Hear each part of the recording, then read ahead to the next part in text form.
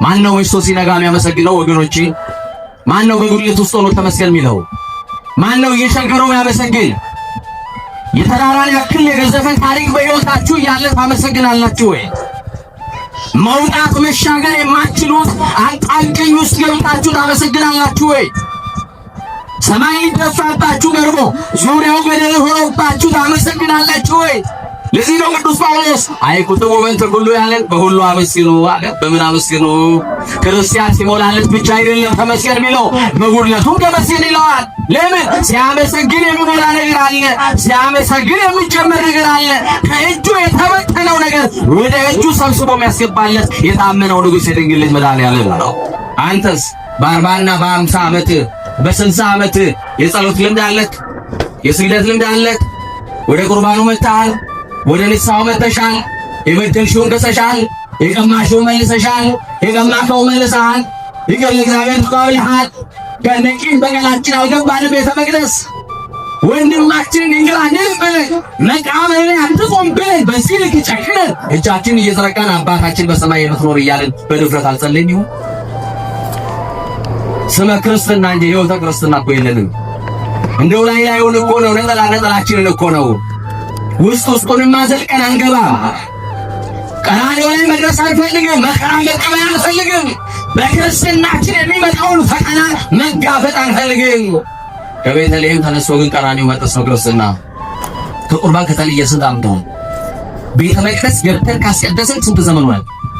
ዕጣኑ ከሸተተን የጌታችን የኢየሱስ ክርስቶስ ሥጋና ደም ከተቀበልን እንደው ተውትና ንስሐ ከገባን ስንት ዘመን ሆነ? ለይቶናል እኮ ሰይጣን። አቀድም አይቆጦቶ ለእግዚአብሔር በእንተ እግዚእነ ኢየሱስ ክርስቶስ። ጣታችሁን በትምህርተ መስቀል ከፍ አድርጉና አንሱ። በስመ አብ በስመ አብ በሉ። በስመ አብ ወወልድ ወመንፈስ ቅዱስ አሃዱ አምላክ ዘላለም ሥላሴ። እግዚአብሔር በጌትነቱ ያለ ምስጋና ገንዘብ የሆነ አምላክ ዘመን የማይቆጠርለት ከዘመናት በፊት የነበረ ፍጥረታትን ሁሉ ያለ ድካም የፈጠረ የቸርነቱ ባህረ ሙላት የማይለካ ቅድመ ዓለም የነበረ ሊያዩት የማይቻል ስውር ሊቀርቡት የማይቻል እሳት ሊዳስሱት የማይቻል የኃይል መንፈስ ኃያላን ሊቋቋሙት የማይቻላቸው የማይሾሙት ንጉሥ እንደ ቸርነቱ አባታችን እንደ መለኮትነቱ አምላካችን ፀሐይን በቀን ጨረቃና ከዋክብትን በሌሊት ያሰለጠነ ሳይገባን በምሕረቱ አደባባይ በፍቅሩ ገመድ ስቦ አስሮ እድሜ የጨመረልን አማኑኤል፣ ዘመን የቀጠለልን አማኑኤል፣ ነጭ ያለበሰን አማኑኤል፣ የሽበትን ክብር ዘውድ አድርጎ በራሳችን ላይ የደፋልን አማኑኤል፣ በማያኖሩ ሰዎች መካከል የሚያኖረን አማኑኤል፣ ወጥተን ስንገባ ተኝተን እስክንነሳ ያልተለየን አማኑኤል፣ ርትዕት በሆነችው በቀደመችው ፍኖት በኦርቶዶክሳዊ ጥላ በአባቶቻችን እግር ስር ያስቀመጠን የድንግል ማርያም ልጅ መድኃኔ ዓለም ኢየሱስ ክርስቶስ ስለ በጎነቱ ስለ ቸርነቱ ክብርና ምስጋና አምልኮና ውዳሴ ለገናናው ስሙ ይሁን። እስቲ ሥላሴ ሁለት እጅ የሰጣችሁ ብቻ እጆቻችሁን አንሱና አሳዩኝ። አታጨብጭቡ፣ አሳዩኝ ነው ያልኳችሁ። እስቲ በደንብ አሳዩ። ማን የሰጣችሁ? ይሄ እጅ ማን ነው? ቻይና እጅ ይሰራለት አለ እንዴ? ታዲያ የሥላሴ ስም ይመስገን ሲባል በደንብ አመስግኑ። ለኛ ሞራል ሳይሆን ለሥላሴ ክብር፣ ለቃል ርደት ለሥጋም እርገት መሰላል የሆነች የአዲስ ኪዳን ኪሩብ ከሰማይ የረቀቀች ዳግሚት ሰማይ በቀደመ ልመናዋ ፍጥረት የምታስምር አዛኝ የጻድቃን ወዳጅ የኃጥአን አማላጅ የእኛ እናት ወላዲተ አምላክ የጌታችን የኢየሱስ ክርስቶስ እናት ድንግል ማርያም ስሟ የከበረ የተመሰገነ ከፍ ከፍ ያለ ይሁን። ክብር ለድንግል ማርያም ይሁን። የታላቁ መልአክ የቅዱስ ሚካኤል ጠብቆቱ አማላጅነቱ በረከቱ በእኛ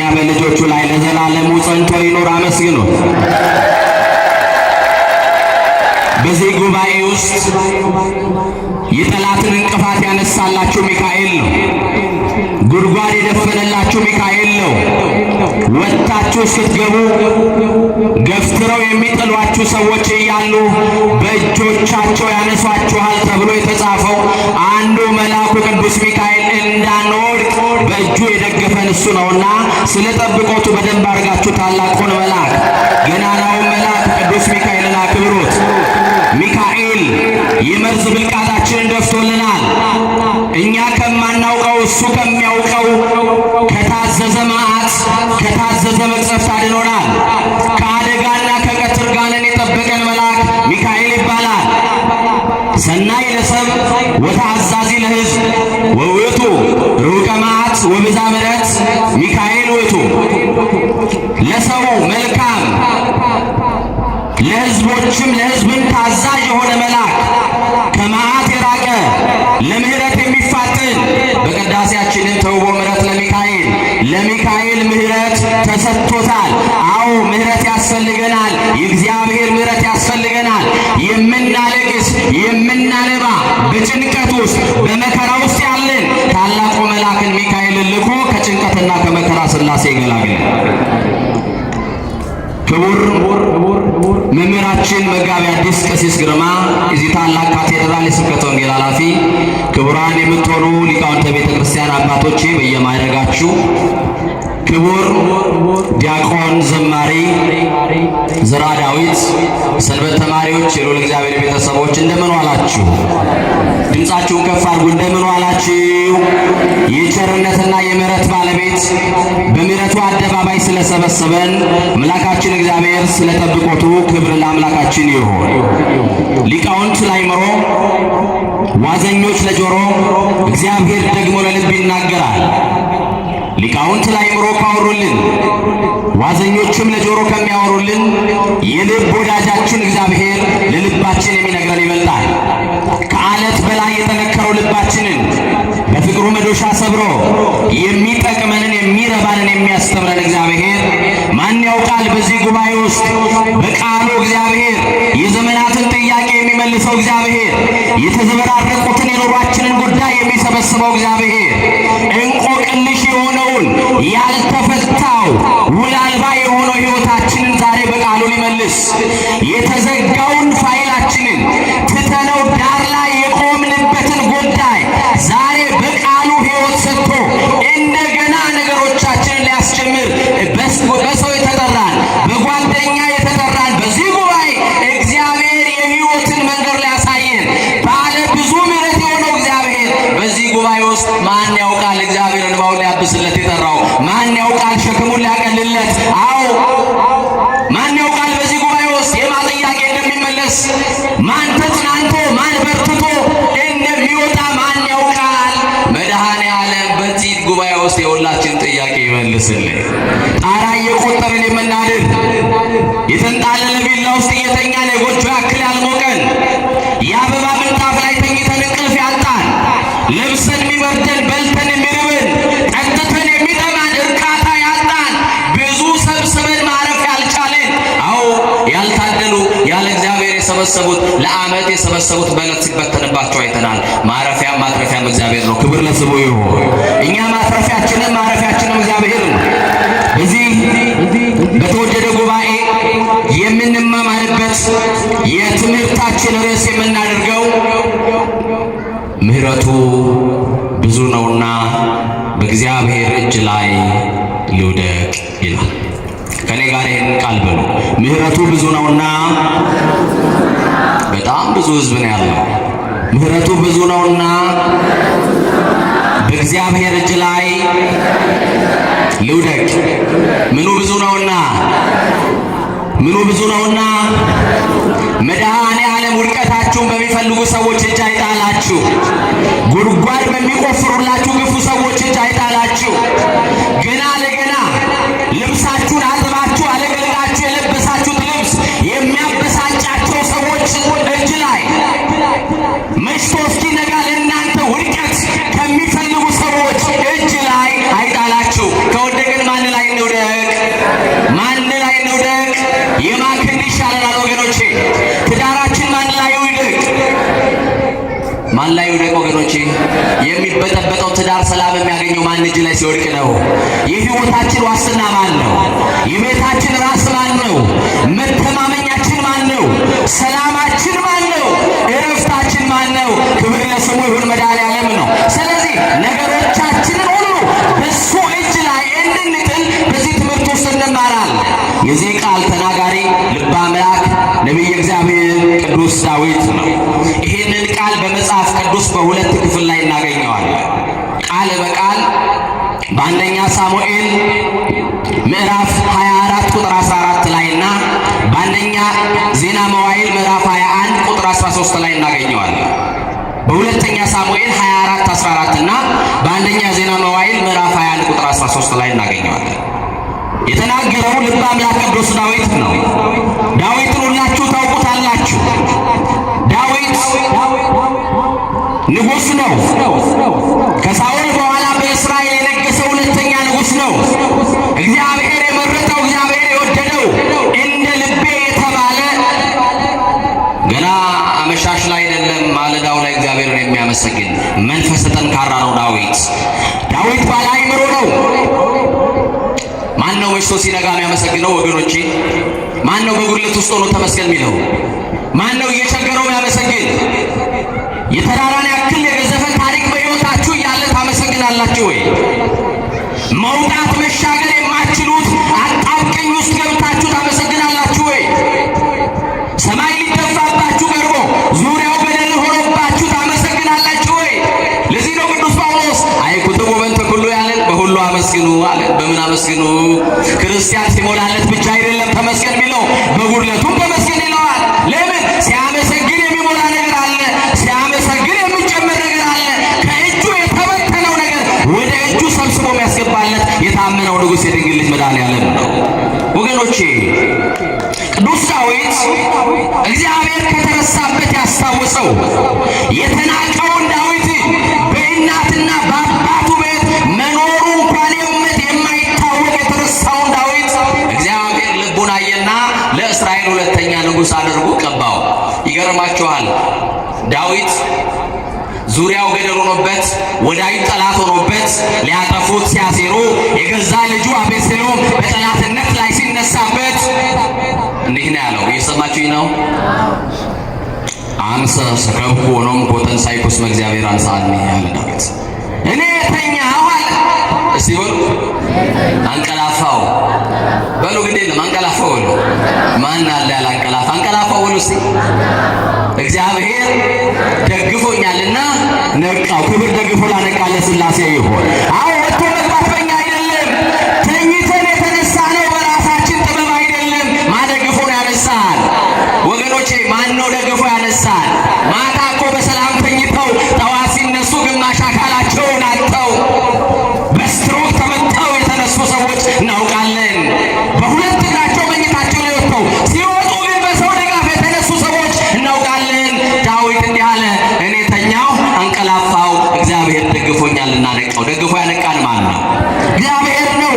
ዳዊት ባለ አእምሮ ነው ስንል በጣም የሚገርማችሁ ምሮት እግዚአብሔር ሸፍኖለት፣ እግዚአብሔር በደሉን ከድኖለት፣ ከባቴ አበሳ የሆነው እግዚአብሔር በደል ሸፋኝ፣ ገመና ከታች ጓዳ ሸፋኝ እንደሆነ ሲናገር እንዲህ ይላል፣ ብፁዓን ለታርገሎ ኃጢአቶሙ እግዚአብሔር አለ ኃጢአታቸውን ይከድንላቸው። እግዚአብሔር አለ ኃጢአታቸውን ያላሰበባቸው ሰዎች ምስጉኖች ናቸው፣ ብፁዓን ናቸው አለ። አዎ ተሸፍኖልን ነው የገባ ነው። ታምናላችሁ? ተሸፍኖልን ነው የገባ ነው። ታምናላችሁ? ማሸፍኖልን ያየብንን አላሳየብንም፣ የሰማብንን አላሰማብንም። ወገኖቼ ጨለማ ሸሽገን በጓዳ ተሸፍነን የሰራነውን ኃጢአት መድኃኔዓለም መሐሪ ስለሆነ በአደባባይ አልገለጠብንም።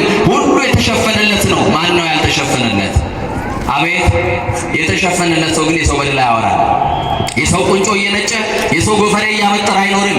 የተከደነለት ሰው እንደ ማረው እግዚአብሔር ይቅር ብሎት እንደሆነ ሸፍኖ እንዳቆመው ሲረዳ ባለ ብዙ ምሕረት የሆነው እግዚአብሔርን ያመሰግናል። ቅዱስ ዳዊት ወደ እግዚአብሔር ቤት ሲመጣ ገና ከቤተ መቅደሱ መግቢያው ላይ እኔ ግን አለ በምሕረት ብዛት ወደ ቤት እገባለሁ ይላል። በምን ብዛት? አሁን ወደዚህ ቤት የገባ ነው በማምረት ብዛት ነው። ግን ሌላችሁ ነገር በማምረት ብዛት ነው።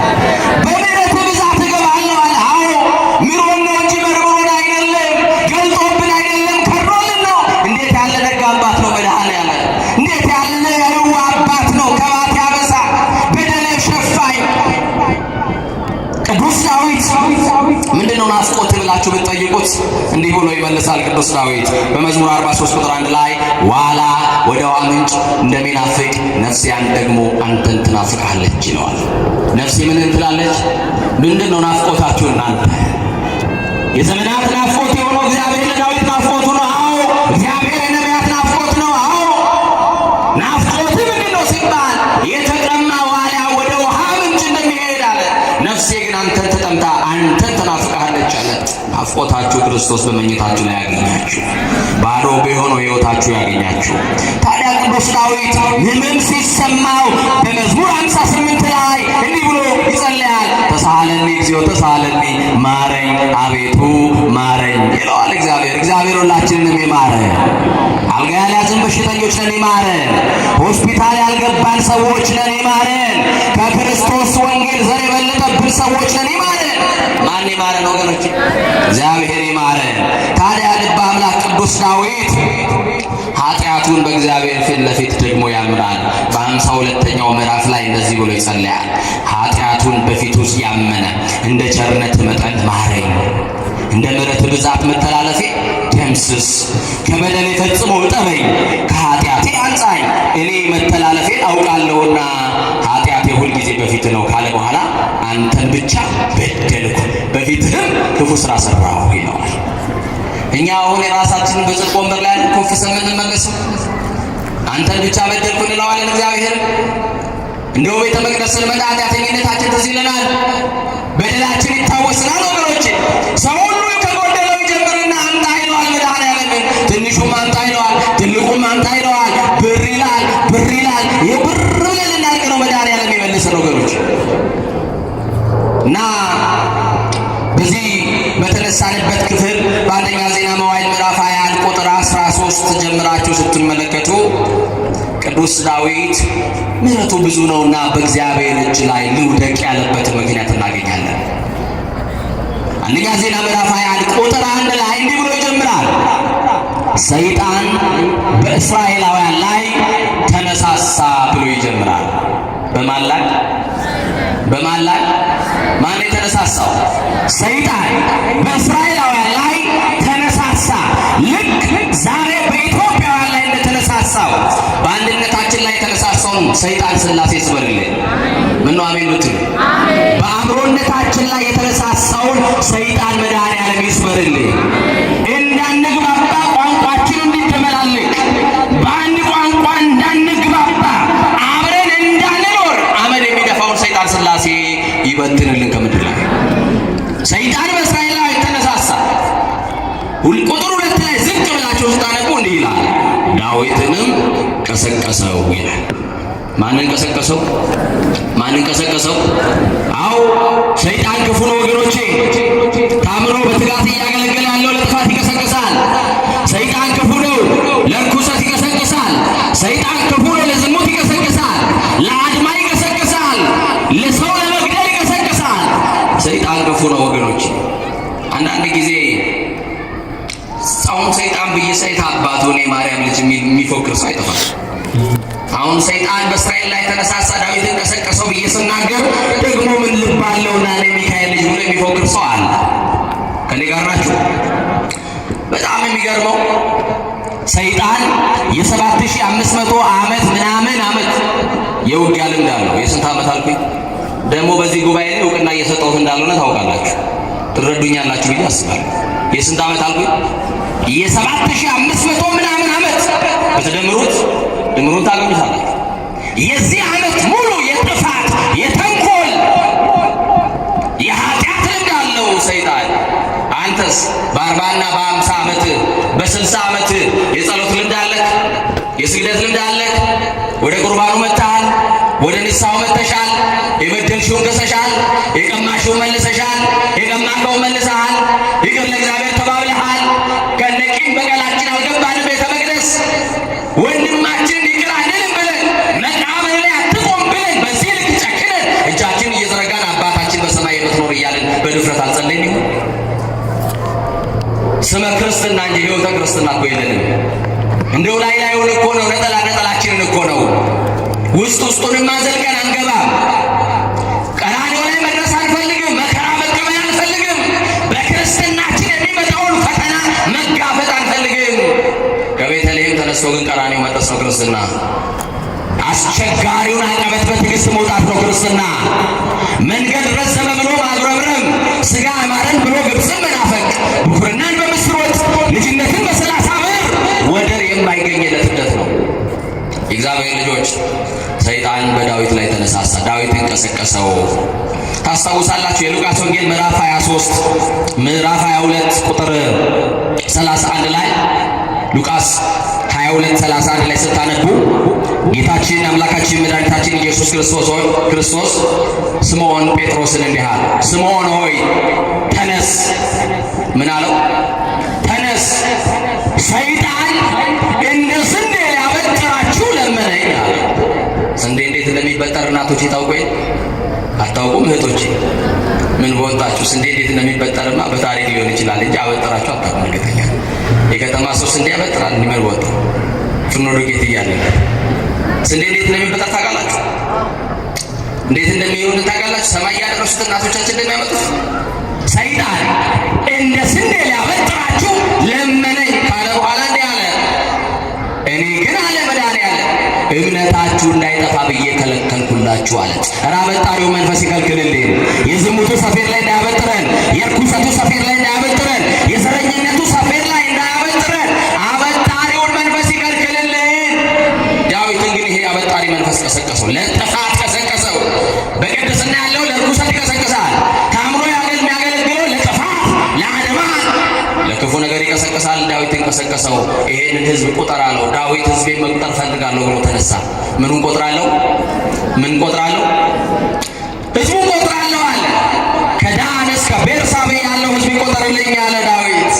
እኔ ይገርመኛል። ዳዊት ይቆጠር፣ በቃ ንጉሥ ነው። የንጉሥን ትእዛዝ ደግሞ እምቢ የሚል የለም።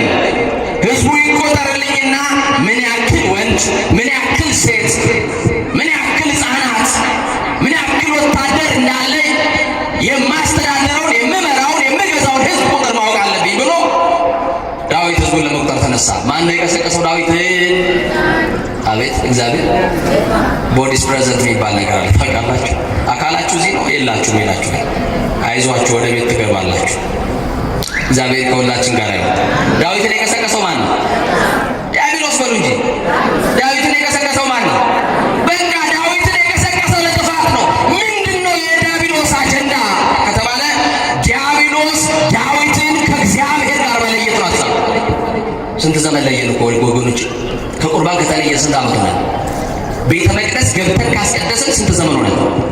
ዕጣኑ ከሸተተን የጌታችን የኢየሱስ ክርስቶስ ሥጋና ደም ከተቀበልን እንደው ተውትና ንስሐ ከገባን ስንት ዘመን ሆነ?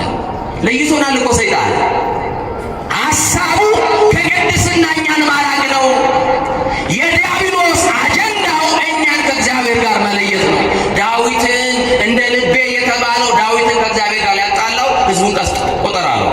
ደግሞ እግዚአብሔር እንዲህ ይላል፣ ቀናተኛ አምላክ ስለሆነ በማቴዎስ ወንጌል ምዕራፍ 10 ቁጥር 30 ላይ የእናንተ የራሳችሁ ጠጉር ሳይቀር ተቆጥሯል። የምናችሁ ፀጉር? ዳዊት ህዝቡን በቁጥር ሊያውቀው ይችላል፣ ይደርስበታል። የህዝቡን ግን የፀጉር ቁጥር ማወቅ ይችላል? ንገሩኝ፣ ይችላል ወይ? አይችልም። ስለዚህ ሰፍሮ የሚያበላው ዳዊት አይደለም። በዝናብ አብቅሎ በፀሐይ አብስሎ የሚመግበው እግዚአብሔር እያለ፣ የፈጠረ እግዚአብሔር እያለ ላልፈጠረው ላላበጃቸው ላልሰራው ህዝብ ዳዊት ቆጣሪ ሆኖ ተነሳ እና ንጉሱን የሚገስጽ በቤተ መቅደስ ውስጥ በቤተ መንግስት ውስጥ አንድ ሰው ነበረ። ከኔ ጋር ናችሁ? ንጉሥ ሆይ ይህንን ህዝብ እኮ መቁጠር የለብህም። መቼም ንጉሥ አይከሰስ፣ ሰማይ አይታረስ ይባላል። ግን ንጉሥም በጥፋቱ ይከሰሳል፣ ሰማይም በመብረቅ ይታረሳል አለና ንጉሡ ጋር ሄደ። ንጉሥ ሆይ ልክ አይደለህም፣ ይህንን ሕዝብ ለምን ቆጠርክ? ይሄ ሕዝብ ያንተ ሳይሆን የእግዚአብሔር ነው አለው። ክብር ለመድኃኔዓለም። እኛ የእግዚአብሔር ነን፣ ማንም እንደፈለገ ሊያደርገን አይችልም። እኛ የእግዚአብሔር የእጁ ስራዎች ነን። በእጆቹ አበጃጅቶናል። እኛን ሊያፈርስ የሚችለው ማን ነው? አረ ነገሩ ይገደላችሁ። እኛ በማን እጅ ላይ ያለ ነው? ታስታውሳላችሁ ሊቀ ሐዋርያት ቅዱስ ጴጥሮስ በአንድ ጊዜ በጣም ተገረመና ቅዱስ ጴጥሮስ ጌታችን መድኃኒታችን ኢየሱስ ክርስቶስን ጥያቄ ጠየቀው። ጌታ ሆይ ከዋልክበት ውላለሁ፣ ካደርክበት አድራለሁ፣ ጌታ እንደሆን አዳኝ እንደሆን ንጉሥ እንደሆን ካውቃለሁ። ንጉሥ እኮ የሚመራበት የሚገዛበት ቤተ መንግሥት አለው። ንጉሥ እኮ ዙፋን አለው።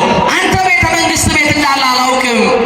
ደግሞ ዙፋን የለም ከኔ ጋር አንዴ በምድረ በዳ አንዴ በጫካ አብረን ያለው። ቆይ ዓለምን የምታስተዳድረው የት ተቀምጠህ የት አስቀምጠህ ነው አለው። ይቻላል ለሰው ልጅ ይሄን ማወቅ ይቻላል? ኢየሱስ ክርስቶስ እጆቹን ዘረጋና እንዲህ አድርገው ና ጴጥሮስ ያለው ጎንበስ ብሎ ሲያይ ዓለምን ሁሉ በክርስቶስ መዳፍ ላይ አየ። አሁን እናንተን እጅ አውጡና በአንድ እጃችሁ እስክሪብቶ ይዛችሁ ወርልድ ማፕ በካርታ ሳሉ ብላችሁ ይበቃል ቦታው? በካርታ ትስላላችሁ በእጃችሁ ላይ? የአፍሪካ ካርታ ትስሉበታላችሁ እጃችሁ ላይ? ምናልባት አላውቅም። ይገርማል። በካርታ አይደለም ስለ ያሳየው የዓለም ሕዝብ በክርስቶስ መዳፍ ሙሉ አይደሉም፣ በጣም ትንሽ ናቸው። በጣም ደነቀው ጴጥሮስ። የኔ ጌታ መቼ አወቅኩኝ፣ መቼ ገባኝ፣ ለካ ዓለምን በእጅህ እንደ እንቁላል ይዘሃት ነው እንዴ ለካ ያለው አለ። ማን እጅ ላይ ያለ ነው? የያዘን ማን ነው? ቤቴ ነው የቻለኝ የሚሉ አንዳንድ ምስኪን ሰዎች አሉ። እኔ ከሰው ቤት አልደርስ ቤቴ ነው የቻለኝ ይላሉ። የቻለን መድኃኔዓለም ነው። የቻለን ምሕረቱ ነው። የቻለን ፍቅሩ ነው። የቻለን ይቅርታው ነው። ያለነው በእሱ እጅ ላይ ስለሆነ ጴጥሮስ እንዲህ ያለ ጥያቄውን ቀጠለና ጌታ ሆይ ለአንድ ቀን ዓለምን ላስተዳድር ንጉሥ ልሁን ስጠኝ አለው። ይቻለዋል ጴጥሮስ? ግድ የላችሁ ንገሩኝ፣ ይቻለዋል? ጴጥሮስ ለአንድ ቀን ንጉሥ ልሁን ስጠኝ ሲለው ኢየሱስ ክርስቶስ ውሃ ቀድተህ በሸክላ ብርጭቆ አምጣ አለ። በቃ ጌታ ዓለምን የሚሰጠኝ በሸክላ ብርጭቆ ውሃ ቀድቼ ስመጣ ነው ብሎ አሰበና የት ሄደ? ወንዝ ሄደ፣ ውሃ ቀዳ። ይኸው ጌታ ሆይ ውሃው አምጥቼዋለሁ አለ። ጠጣው አለ። ጴጥሮስ እንዲህ አለ፣ ይሄንን ውሃ ስጠጣው ነው ማለት ነው ዓለም የሚሰጠኝ ብሎ አሰበ። ውሃውን ሊጠጣ ወደ አፉ ሲያደርግ እፍ አለበት። ጴጥሮስ አንቀላፋ። ውሃውን ሳይጠጣ ሸክላው ከእጁ ወደቀ። ከሽ የሚለው ድምፅ ከእንቅልፉ አነቃው። ጴጥሮስ አየህ፣ እኔ እኮ ዓለምን የምገዛው እኔ እኮ ዓለምን የማስተዳደረው ስለማላንቀላፋ ነው አለው። ክብር ለመድኃኔዓለም ይሁን። ያለነው በማይተኛው ንጉሥ በማያንቀላፋው ነዋም በሌለበት ድካም በማይስማማው በመለኮታዊው ጥበቃ ውስጥ ነው ያለነው። ስለዚህ በእግዚአብሔር መለኮታዊ ጥበቃ ውስጥ ያለ ሰው ባለ ብዙ ምሕረት የሆነው እግዚአብሔር እየጠበቀው የምን ፍርሃት መናጥ? በፍርሃት ውስጥ መናጥ ነው ወገኖቼ። ልበ አምላክ ቅዱስ ዳዊት ሕዝቡን ከዳን እስከ ቤርሳቤ ያለውን ሕዝብ አስቆጠረ። 1,100,000 ሕዝብ ከእስራኤል ተቆጠረ። ስንት ሰው? 1,100,000። ከይሁዳ ደግሞ 400,000 ሕዝብ ከይሁዳ ተገኘ። ያውም የሌዊንና የብንያምን ነገር ሳይቆጠሩ ይሄ ሁሉ ሕዝብ ተገኘ። ዳዊት ይሄንን በማድረጌ እግዚአብሔርን በድዬዋለሁ ብሎ አዘነ። እግዚአብሔርን በእስራኤላውያን ላይ መቅሰፍትን አመጣ ይላል። የሰማችሁ በማይታዘዘው መሪ ዳዊት ምክንያት እስራኤላውያን ተቀጡ። ዳዊት እግዚአብሔርን የሚያስነውር ነገር፣ ልክ ያልሆነ ነገር እንደሰራ ሲገባው አዘነ ዳዊት። ይገርማችኋል። ቀድሞ እኮ ኢዮአብ እኮ ነግሮታል። ምን ብሎ? ይህ ሕዝብ እግዚአብሔር ነው ብሎታል። የማን ነው? የእግዚአብሔር ነው እና ያንተ አይደለም። ይሄ ሕዝብ ሰሪ አለው። ይሄ ሕዝብ ጌታ አለው። ይሄ ሕዝብ አዛዥ አለው። ተው አለው። አልሰማው። እግዚአብሔር ተቆጣ። ልምጫ ያነሳ ማለት እግዚአብሔር ሳይታገል የሚጠላው እግዚአብሔር ተነሳ። ጋድ የተባለው ነቢይ ከዋሻ አስነሳ። ወደ ሕዝብ አለቃ ወደ ዳዊት ሂድና እንዲህ በልና ነገረው አለ። አደርግብህ ዘንድ የቱን ትሻለህ? በከተማ በሕዝብ ላይ 3 መቅሰፍቶችን አመጣለሁ፣ አደርግብህ ዘንድ ከ3ቱ አንዱን ምረጥ አለው። ዳዊት አዘነ፣ ኃጢአቱን ታውቆታል። አንደኛው ረሃብ የ3 ዓመት አመጣለሁ አለው። የስንት ዓመት ረሃብ? የ3 ዓመት ቀርቶ የ3 ቀን ከባድ ማለት የ3 ዓመት ረሃብ አለው። ሁለተኛ የ3 ዓመት የጠላት ጦርነት ይመጣብሃል አለው። ቀጥሎ የ3 ዓመት ቸነፈር አለው። ዳዊት ግን ረሃቡንም አልመረጠም፣ ቸነፈሩንም አልመረጠም፣ ጦርነቱንም አልመረጠም። ዳዊት ጋድ ባለራእዩ ጋድ ፊት ለፊት ራሱን ለእግዚአብሔር አንበረከከና ወደ ንጉሡ ከተማ ወደ እግዚአብሔር አንጋጦ እንዲህ አለ፣ ምሕረቱ ብዙ ነውና በእግዚአብሔር እጅ ላይ ልውደቅ፣ በሰው እጅ ግን አልወድቅም አለ። በማን እጅ? በሰው እጅ አይጣላችሁ መድኃኒዓለም። በሰው እጅ አልወድቅም አለ። ከወደቅኩኝ አለ ባለ ብዙ ምሕረት በሆነው በእግዚአብሔር እጅ ላይ ወድቃለሁ አለ። በወድቅ ማን ያነሳናል? ብንታመም ማን ይፈውሰናል? አልጋ አንጥፎ ያስታመማችሁ ማን ነው? በረሃብ ዘመን ያበላችሁ ማን ነው? ማንም አጠገባችሁ ሳይኖር ያጽናናችሁ ማን ነው? እንባችሁን ያበሰላችሁ ማን ነው? ክብር ለመድኃኒዓለም ይሁን። እሱ ነው። በቀንም በማታም የማይለየን አባት እሱ ነው፣ የዘላለም ንጉሥ። ዳዊት ምርጫው ማን ሆነ? እግዚአብሔር። ለትዳራችሁ ምርጫ እግዚአብሔር ይሁን። አሁን መርጣችሁ ደመን ባለመታረሙበት ሕይወት፣ አሁን ስቃይ ለሞላበት ቤታችሁ፣ በረከት ለራቀው ቤታችሁ፣ የጤናው በር ተዘግቶባችሁ ከሆነ፣ የሰላሙ በር ተዘግቶባችሁ ከሆነ፣ የፍቅር በር ተዘግቶባችሁ ከሆነ፣ ሰላማችሁ ደፍርሶባችሁ ከሆነ በእግዚአብሔር እጅ ላይ ወደቁ። በእግዚአብሔር እጅ ላይ አዎ፣ በልዑል መጠጊያ የሚኖር ሁሉም በሚችል ጥላ አምላክ ጥላ ውስጥ ያድራል ነው የሚለው ቅዱስ ዳዊት። የእግዚአብሔርን ቸርነት ያውቃል ዳዊት። መሐሪ እንደሆነ ያውቃል፣ ይቅር ባይ እንደሆነ ያውቃል። ኤርምያስ እኮ ለዚህ ነው እስመ ውእቱ ላይ ለሄራኑ ላይ ለኩያነ ነው እሱ አለ ለክፎችም ለደጎችም ቸር ነው አለ። እስቲ በሉ እሱ በሉ ለክፎችም ለደጎችም ቸር ነው ይላል። ለዚህ ነው መዝሙረኛው ቅዱስ ዳዊት በመዝሙር 135 ላይ ግነዩ ለእግዚአብሔር እስመ ኄር እስመ ለዓለም ምሕረቱ ቸር ነውና አለ። እስቲ በሉ በዚህ ጉባኤ ውስጥ ቸር ነውና ምሕረቱ ለዘላለም ነው። ማን ነው ቸር? ባለ ብዙ ምሕረት ማን ነው? በማን እጅ ላይ እንውደቅ?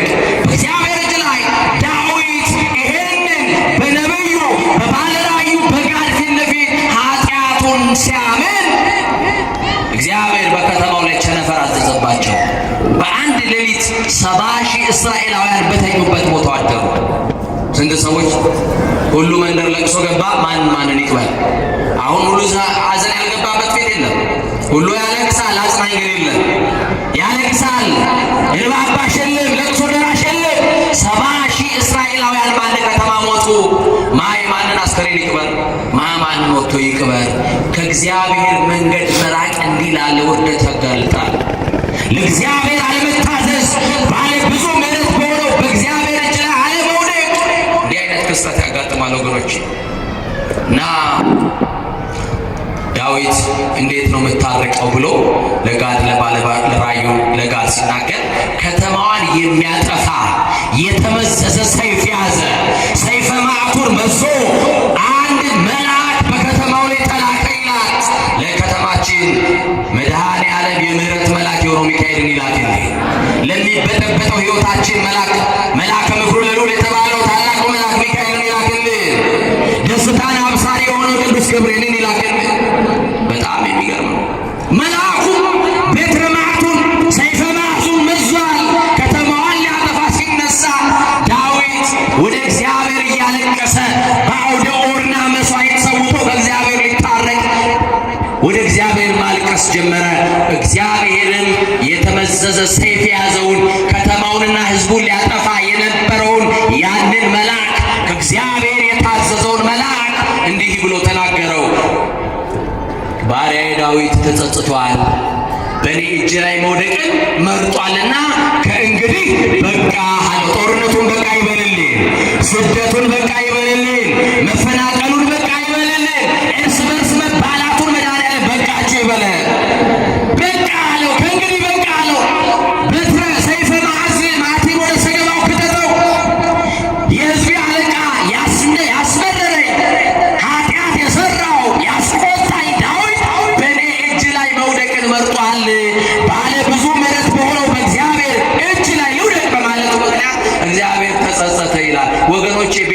ህይወት ውስጥ ያላችሁ በየትኛውም ሁኔታ ውስጥ ያላችሁ ወደ እግዚአብሔር ቤት ስትመጡ እግዚአብሔር መሐሪ እንደሆነ እያስባችሁ ነው። ማን ነው መሐሪ? በዚህ በላዕላይ ግብጽ ላይ አባ ዳንኤል የሚባል አንድ አባት ታሪክ ላንሳና ትምህርት ልጨርስ። ከኔ ጋር ናችሁ? አባ ዳንኤል የሚባሉ በግብጽ ገዳማት እጅግ የሚወደዱ ከአስሩ ማዕረጋት የደረሱ ከጸጋ የደረሱ ትልቅ አባት ናቸው። በረከታቸው ይደርብን እና አባ ዳንኤል ከተሰጣቸው ጸጋ አንዱ የሰውን ኃጢአትና በደል እግዚአብሔር ገልጦ ይነግራቸው ነበር። አንድ ነገር ከመደረጉ አስቀድመው ያውቁ ነበር። አንድ ሰው ንስሐ ሲነግራቸው ለዛ ሰው የተሸሸገውና የተሰወረውን እየገለጡ ይናገሩ ነበር እና እኚህ ከጸጋ የደረሱ አባት በላዕላይ ግብጽ በሚኖሩበት ከዛች ከገዳሟ ደግሞ መንደር ውስጥ ለገዳሟ አቅራቢያ ባለች መንደር ውስጥ የምትኖር አንዲት እናት ነበረች። ይህች እናት ከአንድ ልጇ ጋር ነው የምትኖረው። ያለ አባት ያሳደገችው። ሳትበላ አጉርሰዋለች፣ አጥግበዋለች። ሳትለብስ ልጇን አልብሰዋለች። ቀዳዳውን ሰፍታ ለራሷ እየለበሰች አዲስ ልብስ እያለበሰችው አባትም እናትም ሆና ያሳደገችው ልጇ ነው። መንደሩ ሁሉ ስለሱ መልካም ጸባይ ይናገርለታል። መንደሩ ሁሉ በመልካም ስነ ምግባሩ የሚያመሰግነው ልጅ ነው። በዕለተ ሰንበት አባ ዳንኤል ካሉበት ገዳም እጁን ይዛ እየወሰደች ደግሞ ከምስጢራት ይካፈላል። ቅዱስ ቁርባን ተቀብሎ ይመጣል እና አንድ ቀን ይሄ መልካም የተባለው ልጅ የዚች አንዲት ሴት ልጅ ከቤት በማይታወቅ ምክንያት ወጣና ጠፋ ይላል። ልጁ ጠፋ። ቢፈለግ አየነው የሚል ጠፋ። ብታጠያይቅ አንድም ሰው ልጅሽን አይተነዋል የሚል ሰው ጠፋ። እናት በሰቀቀን አለቀች። ብዙ ጊዜ ልጆች ወደ ቤት እስከሚገቡ ድረስ እናቶች ይሳቀቃሉ። መንደር ውስጥ የሆነ ጩኸት ከሰሙ የኔ ልጅ ይሆን ብለው ዘለው ይወጣሉ። እናንተ ኳስ እያያችሁ የእንግሊዝ ፕሪሚየር ሊግ እናቶቻችሁ ምን ያክል ሙዳ ስጋ ከላያቸው ላይ እንደሚያቃጠቁ እንዴት እንደሚሳቀቁ አታውቁ አይደል? ወጣቶች አይገባችሁ። እንደው አጨቅጭቄን ምንላት ነው የምትደውልብን እናት ምን ታርገው እና በጣም የሚደንቅ ነው። እቺ እናት እንዴት እንቅልፍ እንኳን በዓይኗ አልዞረም። ለምን? የልጇ ነገር ምን ላይ እንደደረሰ ሞተ ብላ እድሟን አላወጣችም። አለ ብሏ ሄዳ አልፈለገችው። ልጇን ግን አየን የሚል ጠፋ። ለዓመታት የልጇ ወሬ ጠፋ። ይቺ እናት በሯን ሳትዘጋ ማደር ጀመረች። ለምን? ልጄ መጥቶ እኔ እንቅልፍ ወስዶኝ በር ላይ ቆም ይሆናል ብላ በሯን ገርበብ አድርጋ ነው የምታድረው በሰቀቀን። አንድ ቀን ወሬ ነጋሪ ወደዚህ ሴትዮ ቤት መጣ። እናቴ እንኳን ደስ አለሽ ልጅሽ ተገኝቷል አሏት። ወደ ቤት ስትገቡ የጠፋው ይገኝላችሁ፣ የመረረው ይጣፍጥላችሁ፣ ጎድሎ ይሙላላችሁ። ልጅሽ ተገኝቷል አሏት። እናት ደነገጠች፣ አላመነችም። እውነታችሁን ነው? የኔ ልጅ አለ በሕይወት? እውነታችሁን ነው አለ? አዎ። ምን ዋጋ አለው? ልጅሽ እንደ ድሮ እንዳይመስልሽ፣ የድሮ የተመሰከረለት የአመለ ሸጋው ልጅሽ ጫካ ገብቶ ሸፍቷል።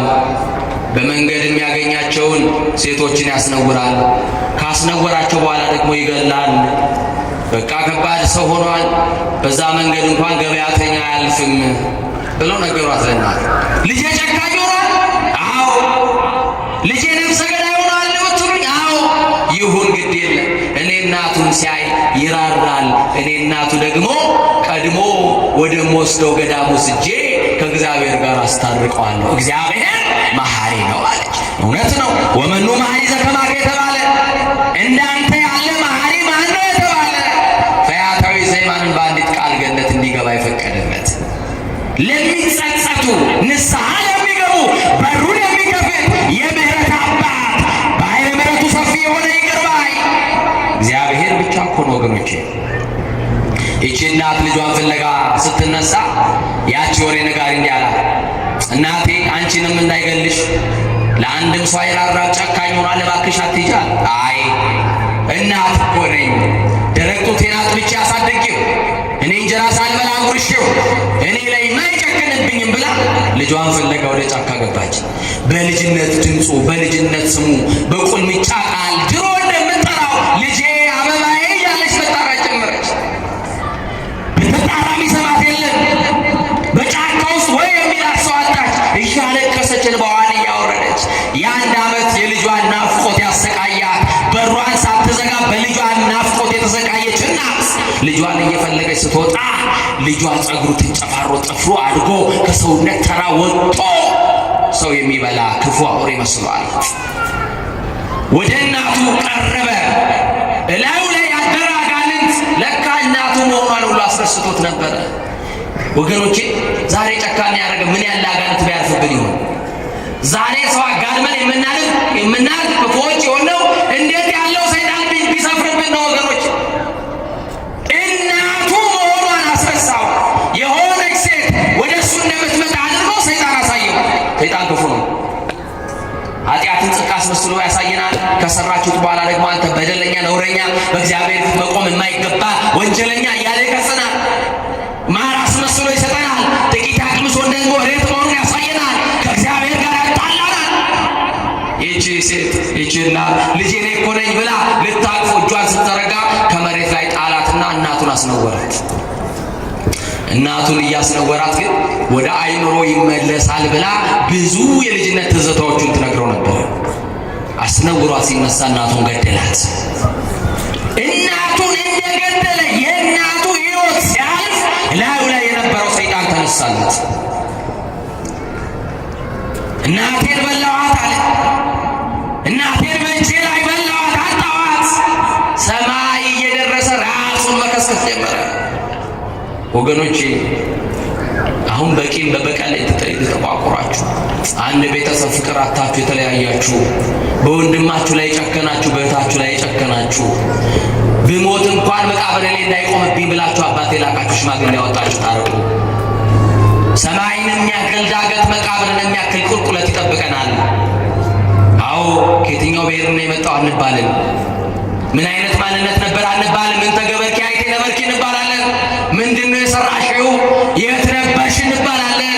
ንስሐ ገብተን ስጋውና ደሙን ተቀብለን ብለን እንመልስ። እግዚአብሔር ይርዳ ወገኖቼ። እናቱን ገደላት። ከዛስ ወየው ብሎ ፊቱን እየነጨ ደረቱን እየነቃ ራሱን ከመሬት ላይ እየፈጠፈጠ አለቀሰ። እንባው እስኪያልቅ ጉሮሮ እስኪዘጋ ድረስ አለቀሰ። እናቱን በገዛ እጁ ቀበራት፣ በገዛ እጁ ገደላት።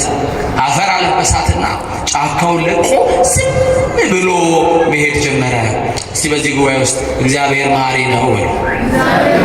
ድገሙና በሉ። እግዚአብሔር ምንድን ነው? ኤርምያስ እንዳለው እስመ ውእቱ ኄር ላይ ለኄራኑ ላይ ለኩ ያለ እሱ ለክፎች ለደጎች ምንድን ነው? ቸር ነው፣ መሐሪ ነው። ይህም ዝም ብሎ ይሄዳል።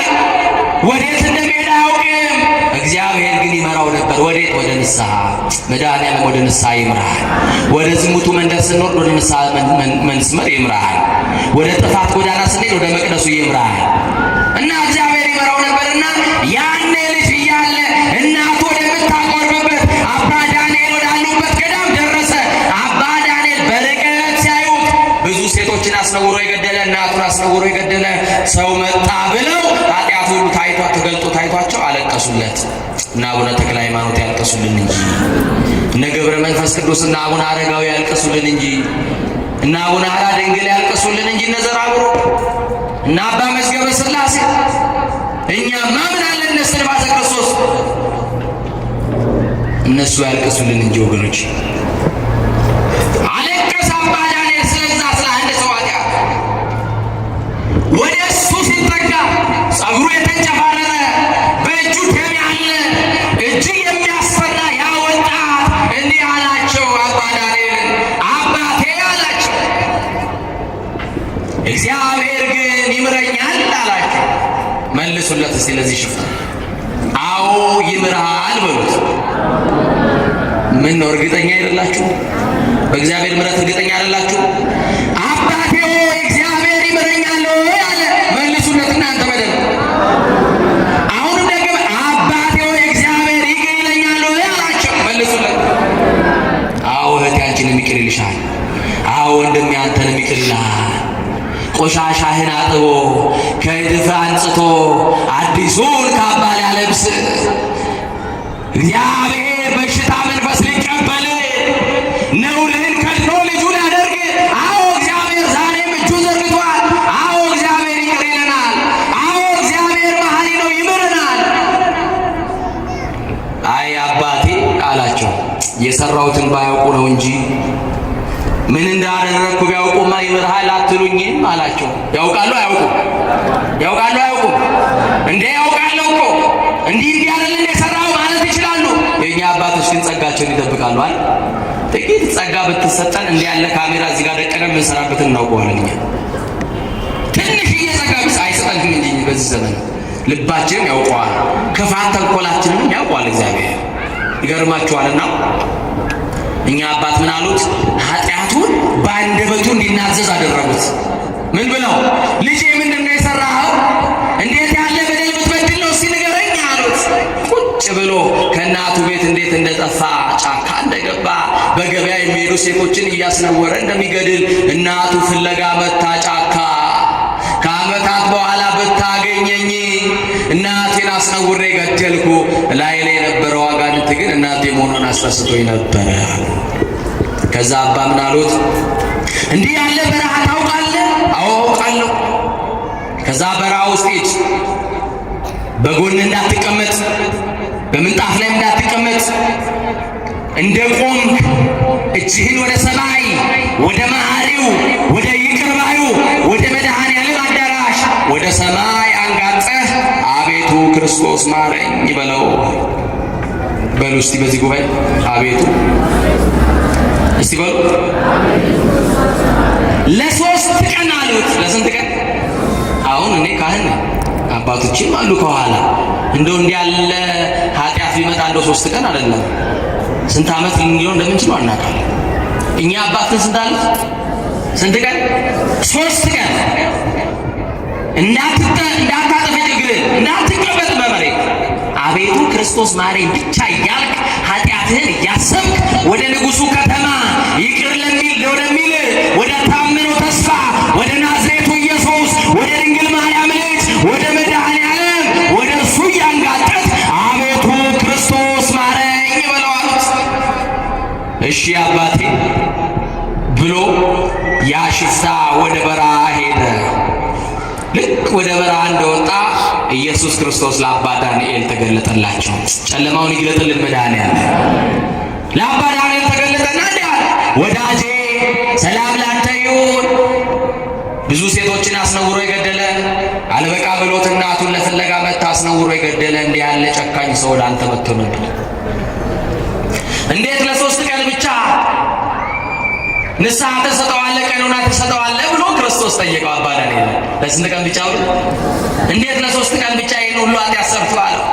አባ ዳንኤል በፍቅር ያውቀው የለ ባለ ብዙ ምሕረት የሆነው እግዚአብሔር አባ ዳንኤል እንዲህ አሉት፣ ጌታ ሆይ ይሄንንም እኮ እኔ ሆኜ ነው 3 ቀን ያልኩት። ይሄ ነውረኛ፣ ይሄ ሽፍታ የሆነ ይሄ ኃጢአተኛ ሰው ወደ አንተ ቢመጣ ኖሮማ አንተ ብታገኘው ገና መጥቶ በፊት ተንበርክኮ ሲያለቅስ ኃጢአት የተሰረየችልህ በሰላም ወደ ቤት ግባ ብሎ ነበር አለ። ኧረ መሐሪ ነው፣ ይቅር ባይ ነው። ዛሬ ኃጢአታችንን በደላችንን በምሕረቱ ገድሎ በሰላም ሂጂ የኔ ልጅ እማሳርፍሽ እኔ ነኝ። አርዑት ሰናይ ወጾር ቀሊል ውእቱ ኢየሱስ ክርስቶስ። እሱ ቀላል ሸክም የለዘበ ቀንበር ነው። የማቴዎስ ወንጌል ምዕራፍ 11 ቁጥር 29 ላይ እናንተ ሸክም የከበደባችሁ ኑ እኔ ደግሞ አሳርፋችኋለሁ። ቀንበሬ ልዝብ ነው፣ ሸክሜ ምንድን ነው አለ? ቀሊል ነው አለ። ያጎበጣችሁን ቀና ብላችሁ እንዳትሄዱ ያስጎነበሳችሁን ነገር ከትከሻችሁ ላይ ያንሳላችሁ። ባለ ብዙ ምሕረት የሆነው እግዚአብሔር በምሕረትና በይቅርታው መንፈስ ይጎብኛችሁ። እንዲህ ብሎ መለሱ። ዳዊትን በመጨረሻ በአውደ ኦርና መሥዋዕት ሰውቶ እግዚአብሔር መሐሪ ነህ፣ በአንተ እጅ ላይ ወድቄአለሁ፣ እባክህ የኔ ጌታ በሰው እጅ አትጣለኝ ብሎ ዳዊት ለመነው። እግዚአብሔር የዳዊትን ጸሎት ልመና ሰማው ይላል። የእናንተን ጸሎትና ልመናችሁን ይስማ። የዳዊትን ልመናና ጸሎት ሰምቶ እግዚአብሔር ለዳዊት ምሕረት አደረገለት። ዳዊትም በብዙ ምዕራፍ ላይ እግዚአብሔር መሐሪ ነው እያለ ዘመረ። እግዚአብሔር ምንድን ነው? እግዚአብሔር ምንድን ነው? መሐሪ ነው። እግዚአብሔር ይቅር ባይ ነው ወገኖቼ። ወደ ቤተ መቅደስ ስትመጡ የእግዚአብሔርን ምሕረት እያሰባችሁ ይቅርታን ለማግኘት ይቅር ተብላችሁ በሽታው መንፈስ እንድትኖሩ ሥጋው ደሙን ተቀበለ መንግሥቱን ለመውረስ ባለብዙ ምሕረት የሆነው እግዚአብሔር ሁላችንንም ያብቃን። የበደለ ይካስ፣ የቀማ ይመልስ፣ የተጣላ ይታረቅ። ንስሐ ያልገባችሁ ንስሐ ግቡ።